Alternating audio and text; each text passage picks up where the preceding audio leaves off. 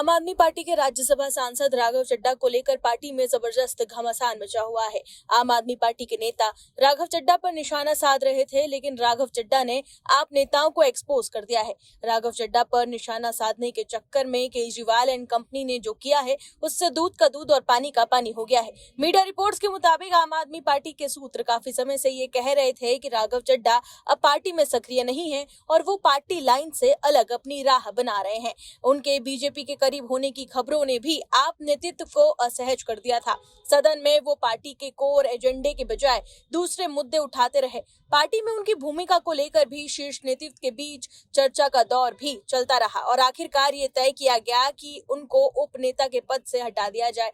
लेकिन राघव चड्ढा ने भी पलटवार कर आप नेताओं को असलियत बता दी है। क्या है खबर, बताते हैं आपको इस रिपोर्ट में। दर्शकों, आम आदमी पार्टी के राज्यसभा सांसद राघव चड्ढा को लेकर उन्हीं की पार्टी के नेताओं ने अब मोर्चा खोल रखा है। आतिशी, सौरभ भारद्वाज, संजय सिंह समेत तमाम पार्टी के दिग्गज उन्हें टारगेट कर रहे हैं। इन हमलों का आप सांसद राघव चड्ढा ने फिल्म धुरंधर के एक डायलॉग से करारा जवाब दिया है। उन्होंने एक्स पर वीडियो मैसेज शेयर करते हुए दो टूक कहा है कि घायल हूं इसलिए घातक हूं। राघव चड्ढा ने एक्स पर वीडियो शेयर करके आप पर जोरदार पलटवार किया। उन्होंने ये भी कहा कि मैं बोलना नहीं चाहता, मगर चुप रहता तो बार बार दोहराया गया झूठ भी सच लगने लगता। 3 आरोप, 0 सच्चाई। इसी के साथ ही उन्होंने वीडियो शेयर करके अपनी बात रखी। उन्होंने कहा कि कल से मेरे खिलाफ एक स्क्रिप्टेड कैंपेन चलाया जा रहा है। एक ही भाषा, एक ही बातें और एक ही आरोप। ये कोई सहयोग नहीं, सोची समझी साजिश है मेरे खिलाफ। आपके आरोपों पर राघव चड्ढा ने कहा है कि पहले मैं सोचा कि मुझे इसका जवाब नहीं देना चाहिए, फिर लगा कि एक ही झूठ 100 बार बोला जाए तो कहीं लोग इसे सच न मान ले, इसलिए मुझे जवाब देना पड़ा। आम आदमी पार्टी ने 3 आरोप लगाते हुए कहा कि हम इस वजह से उन्हें संसद में बोलने का मौका नहीं देंगे। राघव चड्ढा के बोलने पर रोक इसलिए लगाए गए क्योंकि उन्होंने 3 गलतियां की। मैं एक एक करके तीनों पर आपसे बात करना चाहता हूं। राघव चड्ढा ने कहा कि आपने मुझ पर पहला आरोप लगाया कि जब विपक्ष सदन से वॉकआउट कर रहा था तो मैं विपक्षी नेताओं के साथ बाहर नहीं गया। ये सरासर झूठ है।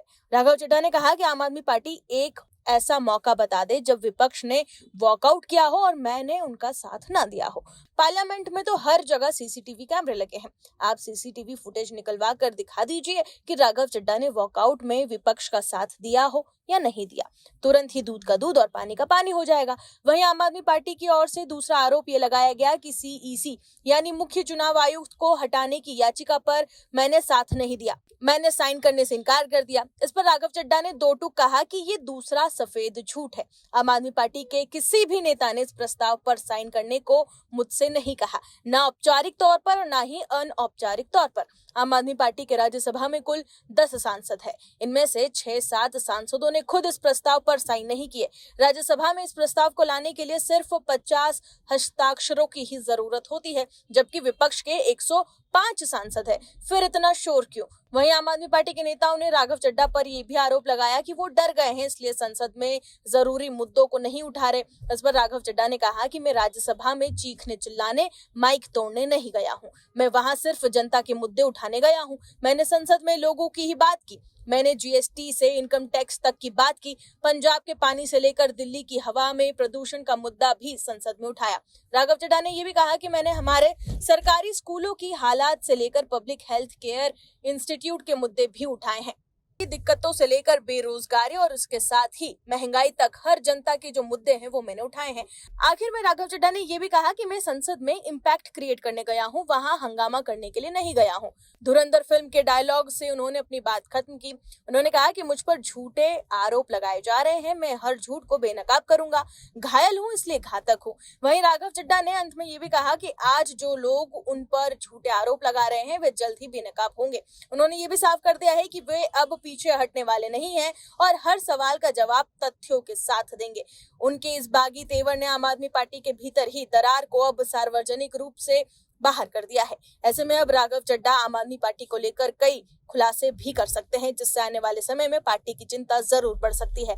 दर्शकों, आम आदमी पार्टी के तमाम नेता एक ही स्क्रिप्ट को बढ़ाकर राघव चड्डा को घेर रहे थे। पार्टी के तमाम नेता अपने आप को केजरीवाल का सिपाही बता रहे थे। ऐसे में ये अब साफ हो गया है कि राघव चड्डा की बढ़ती लोकप्रियता को केजरीवाल पचा नहीं पाए। Bureau report, OMH news. आप दर्शकों से विनम्र निवेदन है कि चैनल को सब्सक्राइब जरूर करें